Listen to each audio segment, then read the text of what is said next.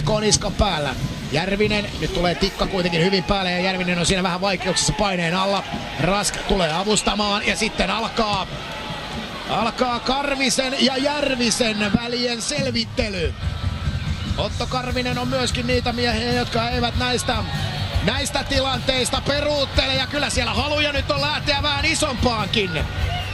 Siellä on Karvinen ilman kypärää, ilman hanskoja ja Järvinen ja näin sitten vain miehet ovat nyt päättäneet, että tästä otetaan titaanien taistelu ja he pääsevät tähän nyrkkivääntöön. Järvinen, Karvinen ja sitten mennään.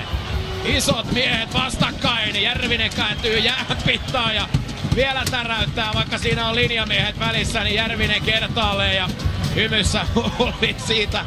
Näytellään vielä ja hommaa sovitaan.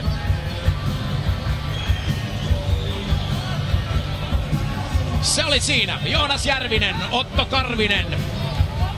Ja se on suihkun puolelta ja Rexonaa kainaloon tämän illan osalta. 49 sekuntia jää erää jäljelle. Tässä vielä tilanne, mistä tuo koko tyyhti alkaa purkautua.